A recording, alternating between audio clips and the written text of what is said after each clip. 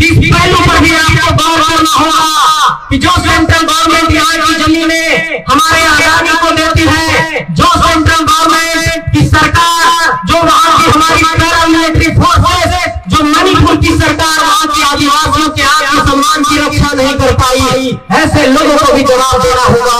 और इस वक्त जो राजनीतिक सत्ता में बैठे लोग हैं, उन लोगों को भी ये सवाल पूछिए, इस देश में 17 करोड़ आदिवासी रहते हैं, इन आदिवासियों के लिए जो सरना धर्म कोड की मांग है, वो सरना धर्म कोड कहाँ है? अगर जब जनगणना होगा तो सरना धर्म कोड का पालन होना चाहिए कि नहीं होना चाहिए, ये आदिवासियों की मांग रही है। मेरे साथियों, इस पहलू पर भी आपको बात करना होगा कि अगर अगलियत समाज के लोग वहां पर होंगे तो उनसे भी कहना चाहता हूं, उस समाज के अजीज दोस्तों और बुजुर्गों से कहना चाहता हूं कि आपको भी अपना इतिहास मजबूत करना होगा और सियासी हकूक हासिल करने के लिए इस जमहूरियत के इस मुल्क में, इस झारखंड के भीतर आपको लड़ाई लड़नी होगी और ये संदेश मुल्क के वजीर आजम तक पहुंचानी होगी। झारखंड की धरती से भी सेंट्रल गवर्नमेंट के प्रति हो चाहे स्टेट गवर्नमेंट के प्रति हो, ये जो लड़ाई की आवाज गई है हर समाज मिलकर के उठा रहा है।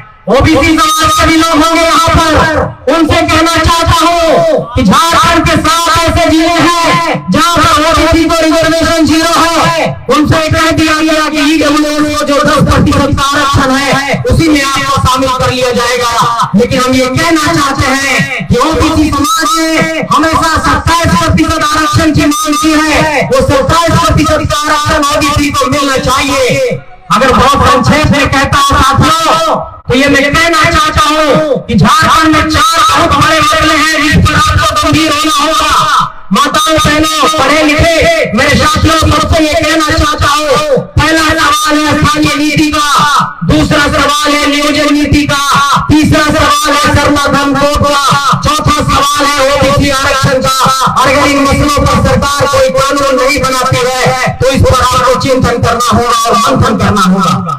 लेकिन मेरे साथियों, इस पर मैं अपना जवाब पेश करना चाहता हूं कि कैसे झारखंड में एक बहुत बड़ा षड्यंत्र हो रहा है। आप गौर करिए कि झारखंड में ओबीसी आरक्षण का विधेयक बना था, झारखंड में सरना धर्म कोड का भी विधेयक बना था, झारखंड में स्थानीय नीति 1932 के खतियान के आधार पर अंतिम सर्वे के आधार पर भी विधेयक बना था। लेकिन राज्यपाल महोदय ने सभी विधेयक को वापस लौटा दिया और सरना धर्म कोड का विधेयक जब दिल्ली गया तो उसको फंदे बस्ते में डाल दिया गया।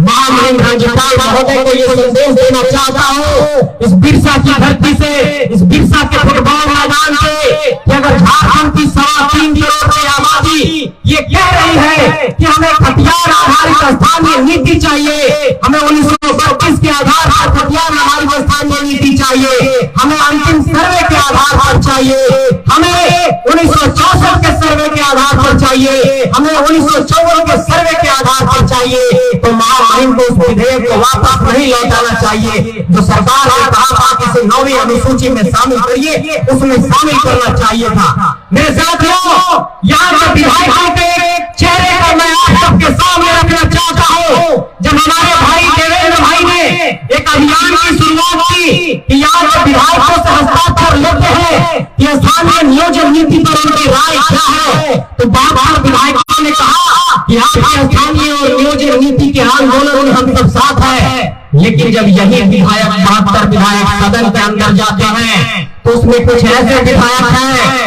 जो कागज पर तो साइन कर देते हैं कि बाबा तुम्हारे आंदोलन के साथ हैं, लेकिन जैसे ही सदन के अंदर जाते हैं उनके मुंह पर ताला लग जाता है। ऐसे दोहरे चरित्र के लोगों को बेदखल करना होगा, तब ये झारखंड की माटी बचेगी। मेरी मां बहनों, आप सबसे ये कहना चाहता हूँ कि आप अपने जेएसएलपीएस से जुड़े होंगे। जेएसएलपीएस की कई हमारे पास बहनें आती हैं। अभी जब राज्य में आप लोगों का आंदोलन चल रहा था, उसमें वहां के सीईओ से जाकर के मैं मिला कि अगर हमारी मां बहन लोग काम कर रही है तो पैसा सीधे इनके अकाउंट में जाना चाहिए, पैसा दलाल के अकाउंट में जाता है जेएसएलपीएस में, इसको भी बर्दाश्त नहीं करेंगे। कई बहनों ने ये शिकायत की। सही बात बोल रहे हैं, जेएसएलपीएस वालों को डायरेक्ट नहीं ना मिलता पैसा, आप लोगों को दूसरे लोग देते हैं। तो काम हम करेंगे, धूप में पसीना हम बहाएंगे, हम गाँव जा करके महिला दीदी को जोड़ेंगे और जेएसएलपीएस जीएसटी का पैसा कोई हमको देगा, नौकर बना करके इसको भी बर्दाश्त नहीं करेंगे। इसलिए मेरी मां बहनों को भी अधिकार मिलना चाहिए, ये कहना चाहते हैं। मेरे साथियों, ये मैं कहना चाहता हूं आज चरी की धरती से कि अगर बिहार बिहारियों के लिए है, अगर महाराष्ट्र मराठियों के लिए है, अगर पंजाब पंजाबियों के लिए है, तो ये झारखंड की धरती झारखंडियों के लिए है। इसे बचाने का संकल्प लीजिए। मैं ये कहना चाहता हूं आप सबसे कि आपके ऊपर एक बहुत सवाल खड़ा हुआ है कि जो बड़कागांव की माटी, जो चरी की माटी, जो इंदिरा की माटी, और जो यहाँ के सांसद ने अगस्त ग्राम को गोद लिया है, क्या नाम है, जरबा, आगस्त ग्राम और जरबा को गोद लिया है। इस माटी से आपको अपना नेता निकालना होगा।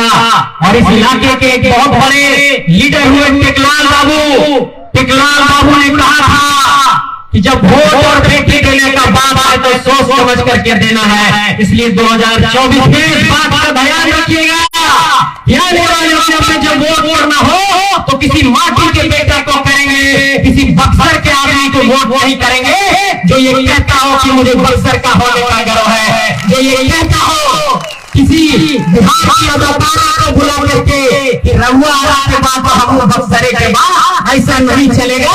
ये कहना होगा कि तू की बही के तो हम उसको चढ़ी के मिल के लड़ेंगे। ये लड़ाई लड़ना होगा मेरे साथियों।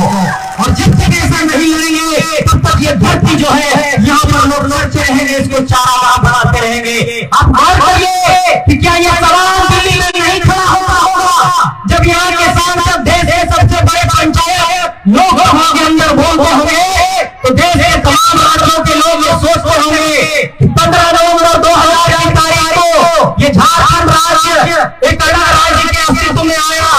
फिर ये यहाँ पर बक्सर का आदमी हजारीबाग का सांसद कैसे बन जाता है, बक्सर का आदमी चतरा का सांसद कैसे बन जाता है, यूपी का आदमी धनबाद का सांसद कैसे बन जाता है, हरियाणा का आदमी रांची का सांसद कैसे बन जाता है, भागलपुर का आदमी गोड्डा का सांसद कैसे बन जाता है। ये सवाल हमारी माटी पर खड़ा होता है कि जिस माटी ने बिरसा मुंडा को जन्म दिया, जिस माटी ने शेख भिखारी को जन्म दिया, जिस माटी ने सेठू कानू को जन्म दिया, जिस माटी ने टिकैत उमराव को जन्म दिया, जिस माटी ने टेकलाल बाबू को जन्म दिया, जिस माटी ने विनोद बाबू को जन्म दिया, जिस माटी ने रघुनाथ महतो को जन्म दिया, क्या वो माटी 81 विधायक 14 सांसद नहीं पैदा कर सकती है?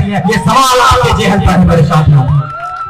और एक बात आप लोगों को मैं सभी सभाओं में ये बात कहता हूँ, लोग कहते हैं कि अरे झारखंडी लोग नेता बनने निकला है, इन लोग क्या कर लेगा देख लेंगे। उन लोगों से ये कहना चाहते हैं कि झारखंड में सरकार अभी कभी देखते होंगे पंचायत चुनाव कराने से डरती है। सरकार जानती है कि पंचायत का चुनाव कराएंगे तो उससे नेता पैदा होने लगेगा, उससे नेतृत्व का अंकुरण होने लगेगा, नेतृत्व का कौशल पैदा होने लगेगा। मेरे साथियों, मैं आप सबसे कहना चाहता हूँ कि झारखंड में 2010, 2015 और 2022 में 3 बार पंचायत का चुनाव हुआ।